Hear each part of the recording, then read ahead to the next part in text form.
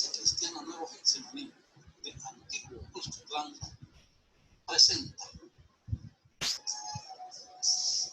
la Escuela Bíblica Graduada para Adultos.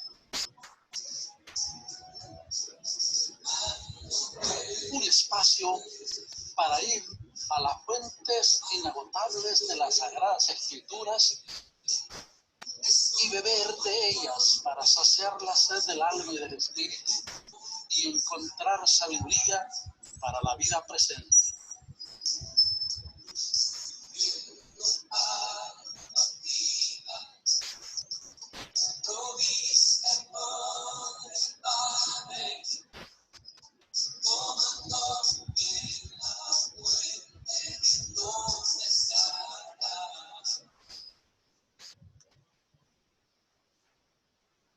Dios bendiga a cada uno de los que están pendientes de esta transmisión que su iglesia, Nuevo Getsemaní de Antiguo Cuscatlán, ofrece para todos aquellos que sintonizan estos espacios.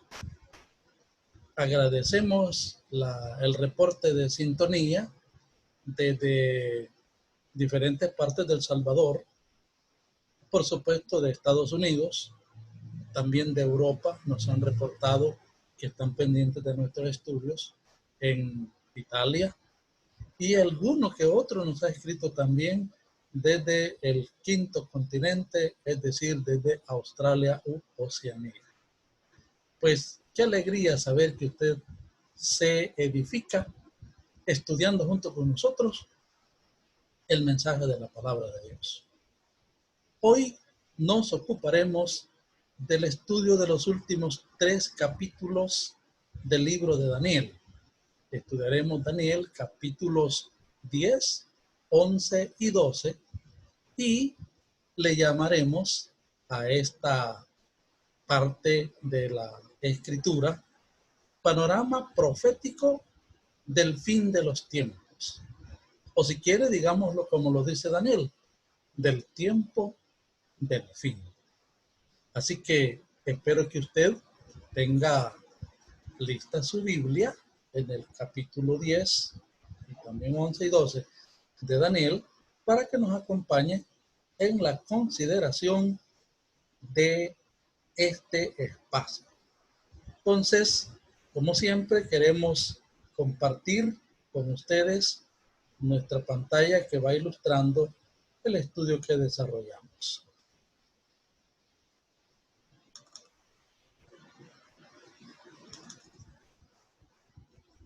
Bien, vamos entonces a continuar mirando aquí en Daniel, capítulo 10 y 11, lo que tiene que ver con el tiempo del fin.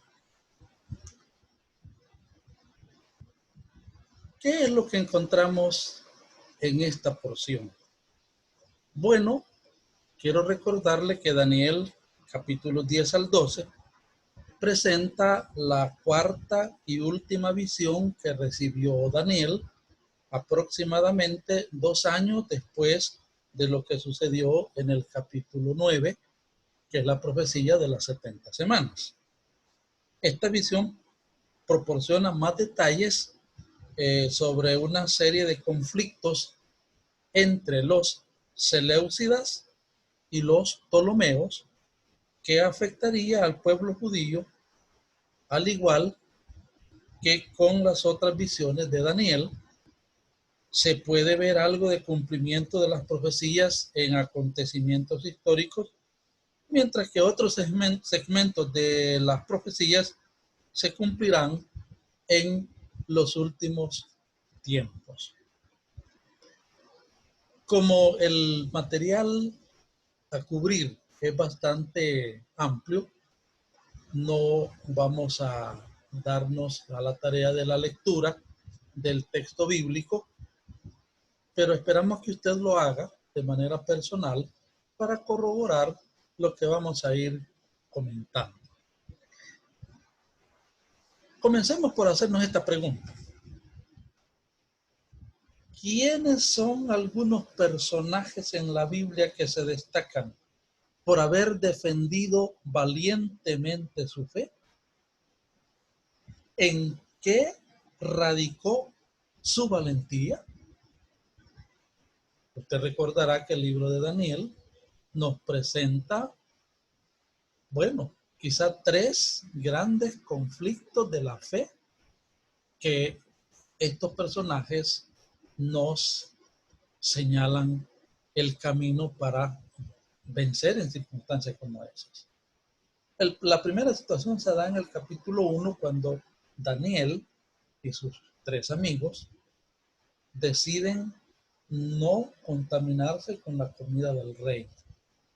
Y por supuesto, hacen las gestiones hasta que logran que alguien los atienda. El segundo gran conflicto lo encontramos en la estatua, mejor dicho, no la visión, pero la estatua que surge inspirada precisamente en la estatua que Daniel interpretó en el capítulo 2, y luego el capítulo 3, el rey Nabucodonosor manda a levantar una gran estatua y ordena que la adoren todos los habitantes de Babilonia. Pero hay 3 jóvenes hebreos que no acceden a ese capricho del rey. Y por supuesto eso les iba a costar la vida de no haber sido la intervención extraordinaria y sobrenatural del Señor. Los metieron al horno de fuego ardiente, y eso es una expresión que quiere decir que estaba calentado a lo máximo, 3 veces más, dice el texto bíblico. Y también encontramos a Daniel en el conflicto cuando se da la orden para que ninguno ore a ningún dios u hombre sino al rey Darío. Una trampa que el rey pues le están halagando su ego, y él pues accede. Daniel igual fue a orar como lo hacía siempre, dice la Biblia. Bueno, la lección de hoy precisamente se enfoca en ese panorama. Yo tengo mis notas aquí, la Biblia a la mano, así que estaré mirándolas y consultándolas para compartir con ustedes. Recordarán ustedes que en el capítulo 8 hablamos de esta visión que tuvo Daniel sobre el carnero y el macho cabrillo, que representaban los imperios persa y griego. En el capítulo 10, bueno, los capítulos que hoy estudiamos nos da más detalles acerca de lo que iba a acontecer en el futuro, pero para nosotros ya aconteció, y precisamente por eso decíamos en la lección anterior, las 2 lecciones anteriores, que hay gente que está rechazando el hecho de que Daniel haya sido escrito antes de que esto sucediera, porque da muchos detalles, pero de manera exagerada, de lo que iba a acontecer. Pero vea usted que es interesante que los últimos capítulos del libro de Daniel describen una visión final que revelaba tiempos peligrosos para el pueblo de Dios, que se necesitaría valor para que ellos se mantuvieran fieles a su fe en Dios. No obstante, su valentía sería recompensada, ya que Dios cumple sus promesas, incluida la promesa de la vida eterna. Nosotros hoy estamos viendo el cumplimiento de los tiempos, y también estamos en el proceso de prepararnos para eso que la Biblia nos habla del tiempo de la gran tribulación, con ese líder máximo que va a tener un control mundial total, tanto político como económico, y al final también religioso. La visión que tenemos aquí nos cuenta, primero, que cuando Daniel mira esto, entonces le sucede algo que todo ser humano nos acontece cuando vemos cosas sobrenaturales. Y es que Daniel queda desvanecido ante la presencia de este ángel que se le presenta ahí. Lo que describe Daniel en esto es que él está allí a orillas del río Tigris, en donde se desarrolla la visión.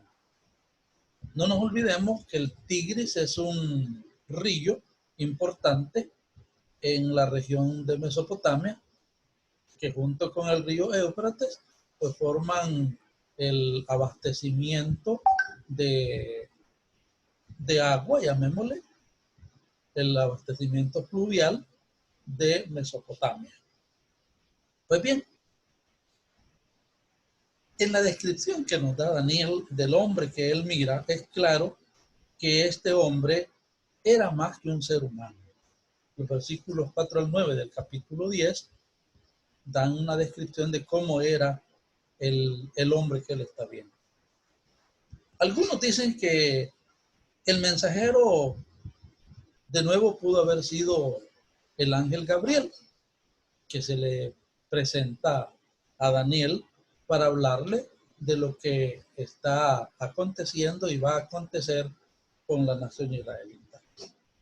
El mensajero tomó a Daniel para que se incorporara sobre sus rodillas porque él cae otra vez como dormido ante tan majestuosa visión, y él pues se pone de rodillas y se apoya en sus manos y ahora le da estas palabras maravillosas que lo animan y le permiten levantarse. El mensaje central de esta dramática escena no fue comunicado como los eventos espectaculares que aquí se ven, porque el mensajero le dijo a Daniel que estuviera atento a las palabras que estaba a punto de escuchar. Versículo 11. Daniel necesitaba comprender cómo Dios estaba obrando en los acontecimientos mundiales para poder animar a su pueblo en los días difíciles que se aproximaban. En la revelación que este ángel le da a Daniel es que él había tenido ataques de parte de las huestes angelicales negativas. No nos olvidemos las palabras del apóstol Pablo en Efesios capítulo 6.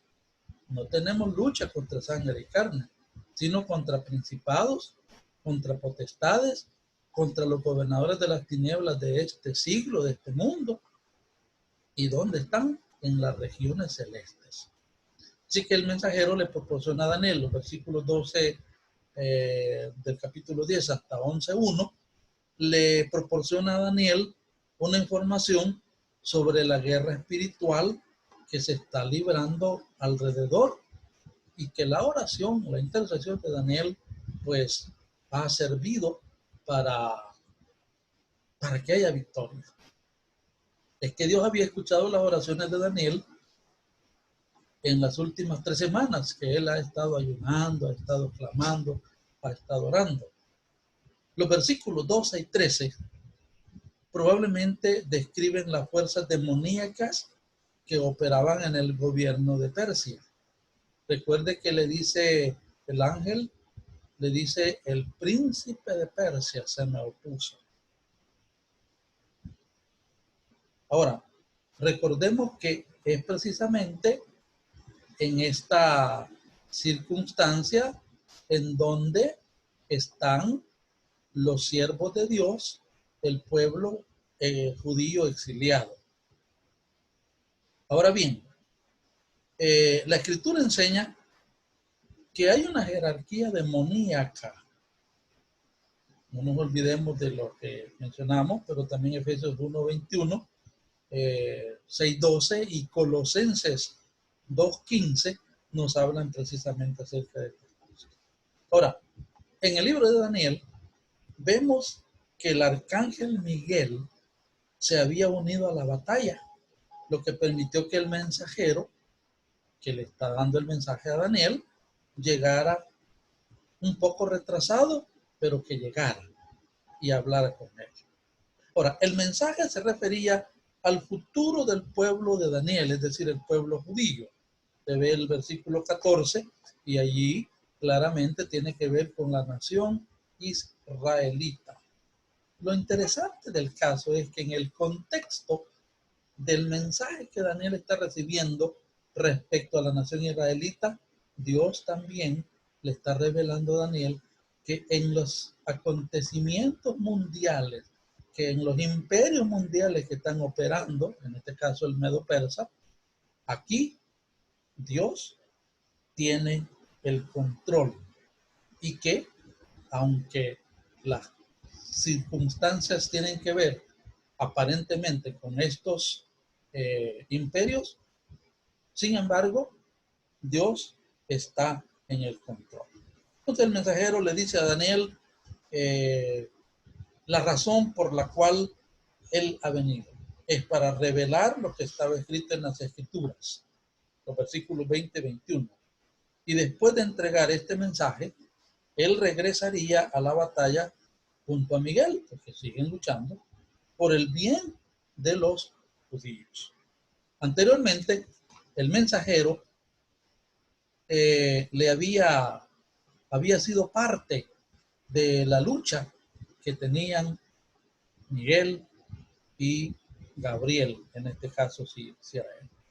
Ahora, como esto es historia, busquemos lecciones espirituales para nosotros. Yo quiero recordarle que el curso de los acontecimientos mundiales podría ser causado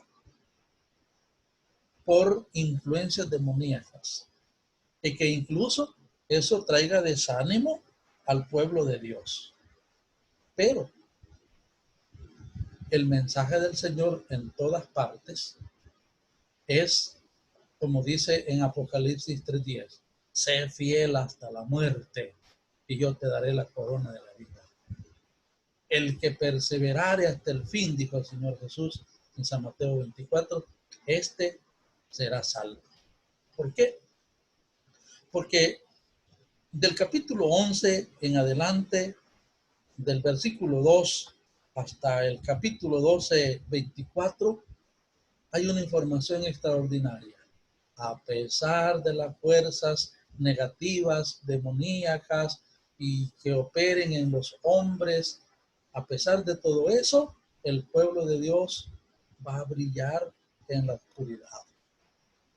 La visión que tiene Daniel reveló acontecimientos futuros centrándose precisamente en los imperios persa y griego, como ya lo veíamos en la lección que estudiamos el capítulo 8, en donde el Medo Persa es representado por ese carnero y el griego es representado por el macho cabrío, que tiene un cuerno grande y que ese cuerno pues era portentoso en sus conquistas, representaba precisamente al principal líder del imperio griego, que era Alejandro el Grande o Alejandro Magno.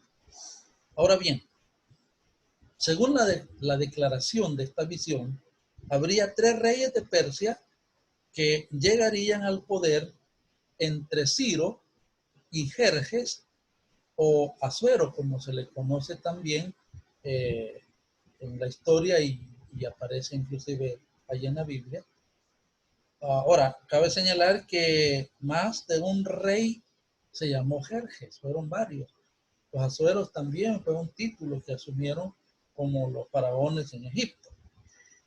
Ahora, en este punto, la visión se traslada a los griegos y se observa el ascenso de Alejandro Magno, que aparece allí en los versículos 3 y 4 del capítulo 11, y que después de la muerte de Alejandro Magno, iba a acontecer eso precisamente. ¿Qué? Que el reino, el hombre, Alejandro Magno, iba a morir. Eso es lo que se señala en estos capítulos, en estos versículos 3 y 4, y que después de su muerte, ese imperio se iba a dividir entre 4 de sus generales, porque como ya lo dijimos, él no tenía familia. Así que sus 4 generales, uno llamado Casandro, el otro llamado Seleuco, el otro llamado Lisímaco y Ptolomeo, fueron los herederos del reino del imperio de Alejandro Magno, y precisamente por eso la visión hace que aquel cuerno grande se convierta en 4 cuernos, pero que en medio de esos cuernos aparece el otro, del cual hablamos en la lección anterior, que es Antíoco IV o Epífanes, como él se hacía llamar, aunque ya dijimos que los soldados le llamaban Epífanes, una palabra parecida pero diferente. Esto quería decir Antíoco el Grande, Epífanes, el que se aparece grandemente. Pero Epífanes quiere decir el gran loco. Y así lo consideraba la gente. Y realmente cuando uno mira las actuaciones del hombre que era vanaglorioso y malintencionado y todo lo demás, pues nos damos cuenta que precisamente los soldados de alguna manera tenían razón. Bueno, ahora, 2 de estos reinos que aparecen acá iban a afectar a la tierra prometida. Cuando se repartió el reino, las tierras de Palestina quedaron bajo el poder de Ptolomeo y sus descendientes, conocidos como los Ptolomeos. Pero más tarde, en los pleitos que hay con Seleuco, que tomó el control de todo lo que era Siria y Mesopotamia, especialmente Siria, entonces él conquista el reino de los Ptolomeos y los Seleucidas, como se les conoce a los descendientes de Seleuco, resaltando allí Antíoco Epífanes o Antíoco IV, pues estos señores afectaron mucho la tierra israelita porque ellos estuvieron ahí en el control. ¿Qué es lo que encontramos?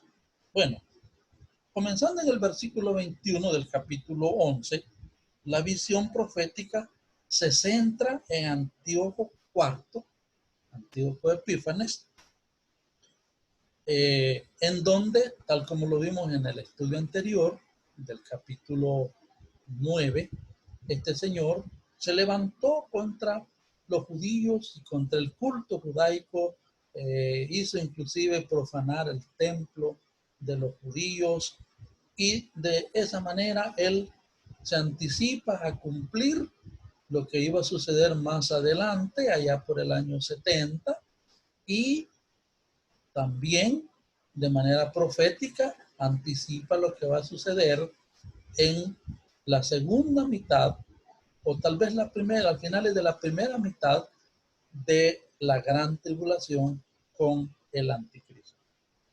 Aquí me interesa destacar el hecho de que, según los versículos 36 del capítulo 11 hasta el 4 del capítulo 12, se destaca el hecho de que los fieles a Dios serán admirados, destacarán de manera extraordinaria. Daniel capítulo 11, versículo 36, aquí la visión avanza hacia un futuro lejano, señalando, por supuesto, al anticristo que se levantará durante el periodo que el Señor Jesús le llamó gran tribulación. Este será un rey, pero también profesará ser un Dios. Eso está señalado en los versículos 36 y 37. El anticristo disfrutará de éxito por un tiempo y recompensará a los que trabajen con él, según dicen los versículos 38 y 39.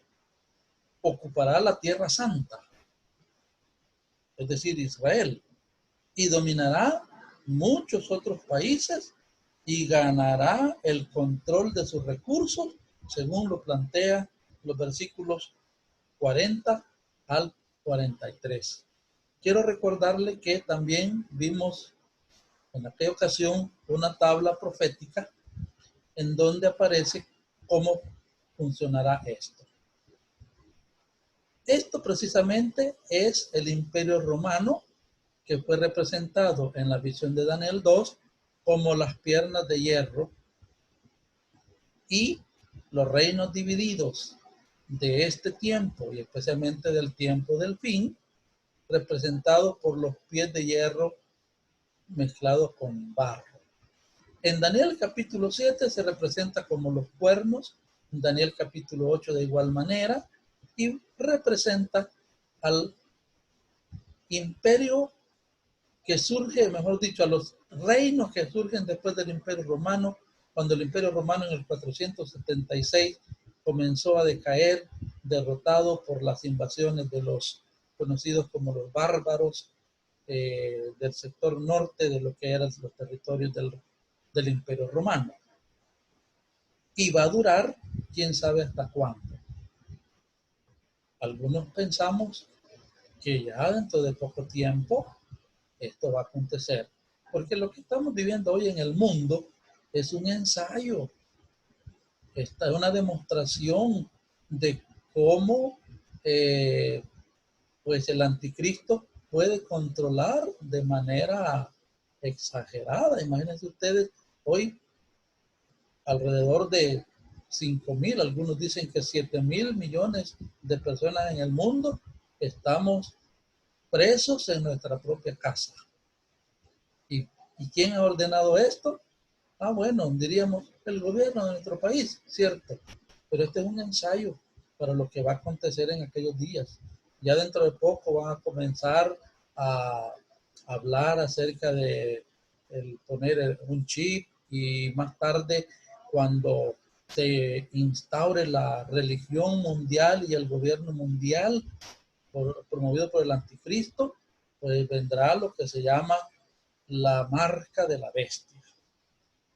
Pero lo importante en este caso es que los fieles al Señor destacan aún en medio de esos tiempos de angustia.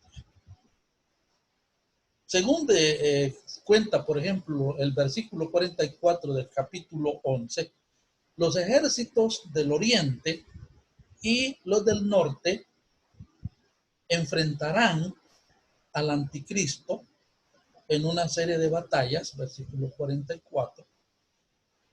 El versículo 45 habla de la batalla de Armagedón, que se va a dar al final de la gran tribulación y que se describe más ampliamente en Apocalipsis capítulo 19, versículos del 17 al 21. Aquí en este pasaje de Apocalipsis se describe, por cierto, se describe cómo Jesús, con los ejércitos celestiales, entre los que se incluyen los ángeles, los arcángeles y la iglesia que lo acompaña, van a derrotar al anticristo y sus ejércitos, que han concentrado una inmensa, pero inmensa multitud de alrededor de 200 millones de personas en el valle de Megiddo. Y el Señor pues no necesita mucho, porque solo con el resplandor de su venida ellos van a ser muertos, van a ser derrotados.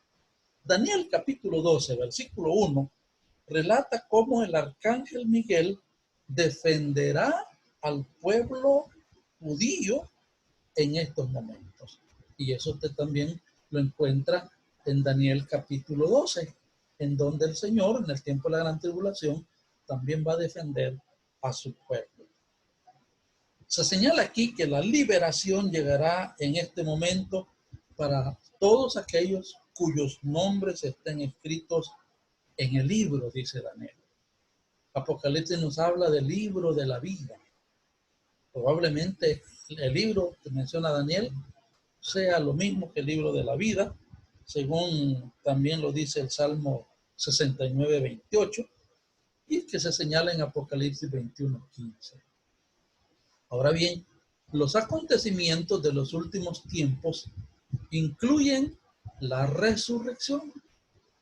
Los justos resucitarán para experimentar la vida eterna, mientras que los malvados enfrentarán el castigo eterno. Es lo que revela Daniel capítulo 12, versículo 2. Dice que unos para resurrección de vida y otros para vergüenza y confusión perpetua.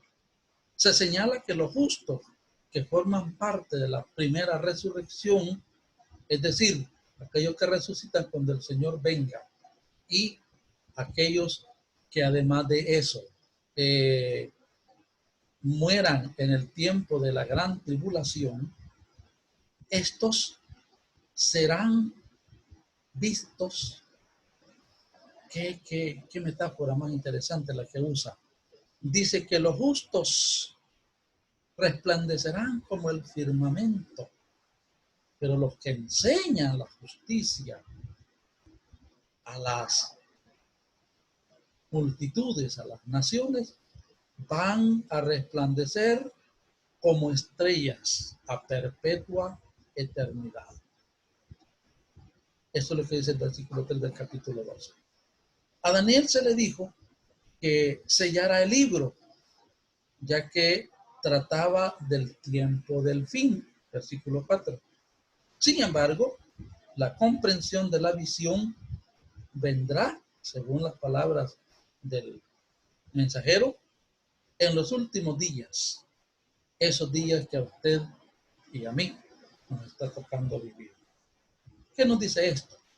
Nos dice, mi querido hermano, amigo, que el Señor toma en cuenta a aquellos que nos dedicamos a vivir para Él y animar a otros a vivir también de la misma manera. Según los versículos del 5 en adelante, encontramos cómo será el tiempo del fin. En primer lugar, ¿qué propósito tendrá? Dice que tendrá un propósito redentor de parte de Dios. Note que a medida que la visión continúa, Daniel ve a otros dos hombres de pie a ambos lados del río, el río Tigris, no nos olvidemos, y uno de ellos le pregunta, bueno, ¿y qué quiere decir todo esto que estás haciendo, diciéndole a Daniel? Y aquí se le señala que esto será para el tiempo del fin y que serán por tiempos y la mitad de un tiempo. Vimos en una lección anterior que esto se refiere muy probablemente a un periodo de 3 años y medio más o menos. Lo importante es las palabras de los versículos 11 al 13 en el capítulo 12. Aquí se recalca que la fidelidad es necesaria e importante. En el versículo 11 del capítulo 12 de Daniel, el hombre vestido de lino continuó con una declaración que parece encajar mejor en la mitad de la tribulación. Habló de que los sacrificios diarios del templo se detendrán y se establecerá la abominación desoladora. Y eso pues ya estudiamos que tiene que ver con lo que hará el anticristo en el tiempo del fin. Pero lo importante es que el hombre vestido de lino le describe con estas palabras: bienaventurados aquellos que sobrevivan durante 1335 días. Esto puede referirse a aquellos que permanezcan fieles a Dios a través de la tribulación, porque van a llegar a ver el establecimiento del reino milenial de Jesús. Es muy probable que más adelante tengamos la oportunidad de estudiar esto que es el tiempo del fin y que aparece señalado en otros pasajes de la Escritura, especialmente en el libro de Apocalipsis, en donde se nos cuenta cómo será el tiempo del fin. Pero lo importante aquí es destacar que la fidelidad a Dios es fundamental. La comprensión de los detalles de cómo se desarrollarán los eventos proféticos no es esencial para heredar las promesas de Dios. Puede ser que usted no lo entienda, pero lo que sí es importante es que reconozca usted a aquel que ha dicho: yo soy el buen pastor, y el buen pastor su vida da por las ovejas. Y además dice: conozco mis ovejas y me siguen. Así que si usted quiere disfrutar precisamente de las victorias y del gozo del tiempo del fin, para disfrutar de la traslación de la iglesia y el establecimiento del reino milenial de Cristo, fundamental e importante es que usted se arrepienta de sus pecados, invite a Cristo a entrar a su corazón, usted le ceda el control de su vida y que sea fiel hasta el fin. Ese fin puede ser el fin de su vida, el fin del tiempo, porque el Señor viene y lleva a su iglesia, o el fin cuando por alguna razón nuestra vida se extinga. Pero Él quiere que usted y yo seamos fieles y obedientes. No olvide el mensaje entonces. Él tiene el control, Él sabe cómo van las cosas. Dígale a Cristo: Cristo, aquí está mi vida, te la entrego, toma el control, guíame, dirígeme. Gracias, Señor, porque me amas. Soy tu hijo y viviré para ti hasta el fin. Que así sea.